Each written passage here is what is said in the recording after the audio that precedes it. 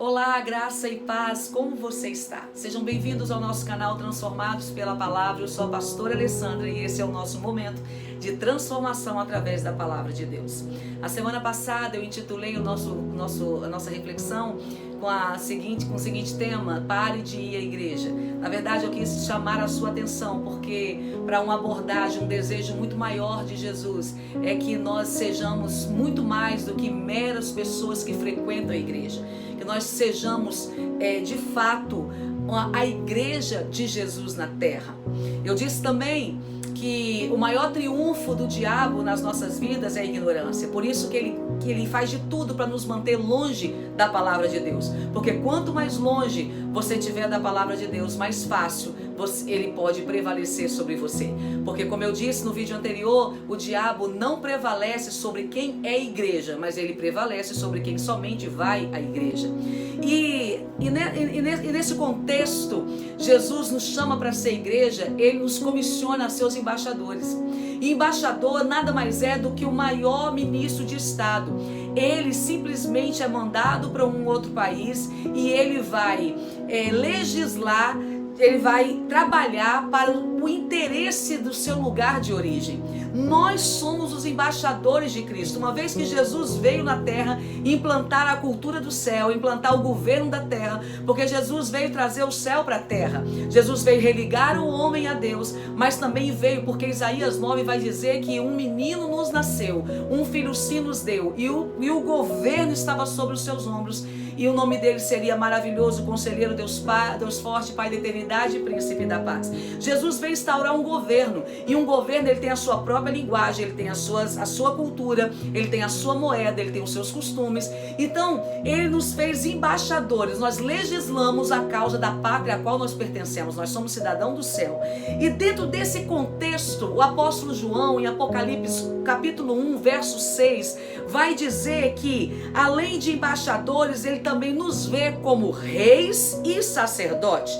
Um versículo antes do versículo 6, o versículo 5 vai dizer que Jesus é príncipe de reis. Presta bem atenção. Já era algo sobrenatural poder ser igreja de Jesus. Jesus agora nos comissiona a implantar o seu reino aonde nós passarmos. E não só assim, ele tem uma visão diferenciada ao nosso respeito. Agora ele nos vê como reis e sacerdotes. E presta bem atenção, porque há algo poderoso através dessa declaração do apóstolo João para nós. Jesus está dizendo para nós: vocês para mim são reis e sacerdotes. Já que vocês são igreja, eu estou dando autoridade a vocês do governo na terra e poder tramitar no mundo espiritual. Você sabe por quê? Reis governam na terra, mas sacerdote, eles atuam, eles andam, eles se movem no mundo espiritual. Presta bem, eu vou ilustrar essa revelação de uma maneira para que possa entrar no seu coração. 1 Samuel capítulo 30, Davi já era rei. A Bíblia fala que se eu não me engano, os amalequitas, eles entram na cidade chamada Ziclag, onde Davi estava residindo temporariamente com seu exército, seu povo, seus filhos e esposa. Eles entram e queimam a cidade. Eles queimam, eles destroem tudo e eles levam cativo as mulheres e os filhos. Naquela época, quando um povo invadia um outro território, um outro reino e tomava, as mulheres elas serviam para serem abusadas sexualmente pelo exército, e as mais bonitas eram oferecidas nos haréns dos príncipes do povo inimigo. Os filhos eram vendidos como escravos, eram negociados em feiras como escravo. Então, quando os soldados de Davi chegam, eles não choram porque a cidade estava queimada, porque ela foi queimada, mas poderia ser totalmente reconstruída. Eles não choram porque os animais tinham morrido, porque simplesmente Deus poderia, o Deus que deu primeiro, poderia os restituir. O choro deles, até eles perderem as forças, é porque as suas esposas tinham sido levadas para satisfazer a outros homens, para poder pecarem contra os seus matrimônios, e os seus filhos seriam vendidos como escravos. Mas a Bíblia diz que Davi, depois que ele se recompõe, ele entra na presença de Deus, diz para Abiatar: traga-me o éfode. E ele entra na presença de Deus. E quando ele entra na presença de Deus, ele faz duas perguntas para Deus: eu posso ir atrás do inimigo? E se eu for atrás do inimigo, eu vou alcançá-los? Deus diz, você pode ir e você não só vai alcançá-los, como você vai vencê-los. Presta muito bem atenção. Davi já era rei. Mas nessa hora, o título de Davi não podia devolver para ele os filhos e as suas esposas. Não podia fazer a cidade reviver do nada. Deus está nos chamando de reis e sacerdotes lá em Apocalipse, que Ele está dizendo para você, você tem governo na terra, mas quando o governo da terra não for suficiente, eu te dou acesso em um lugar. Você tem liberdade para entrar num lugar e lá ouvir a minha voz para desfazer toda e qualquer armadilha, toda e qualquer adversidade que porventura o inferno levantou contra você.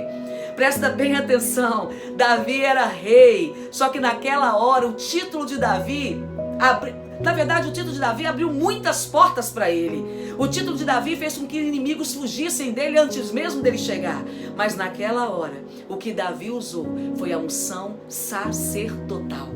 Foi um acesso que só sacerdotes têm. E Deus está dizendo para mim e para você, você é rei, mas você também é sacerdote, você também é sacerdotisa.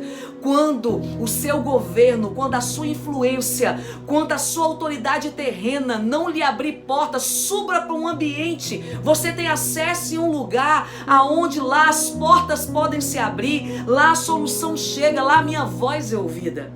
Outro exemplo, Novo Testamento, o apóstolo Paulo e Silas, lá no capítulo 15 do livro de Atos, vai narrar uma defesa que Paulo faz de si próprio. Paulo sabia quem ele era.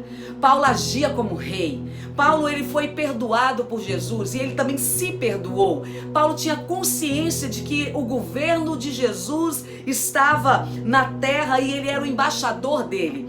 Ele sabia que ele era o representante do céu na terra. Se você olhar a oratória de Paulo, o discurso de Paulo, a eloquência de Paulo no capítulo 15, você vai entender que ele agia e ele se posicionava como rei. Ele se posicionava como um filho, como igreja de Jesus na terra. Mas no capítulo 17, aí entre o 15 e o 17, vai dizer que ele, Silas, expulsa o demônio de uma moça que ganhava muito dinheiro para os seus senhores. E os seus senhores revoltados denunciam Paulo e Silas e eles são brutalmente açoitados, acorrentados de mãos e pés e lançados numa cadeia.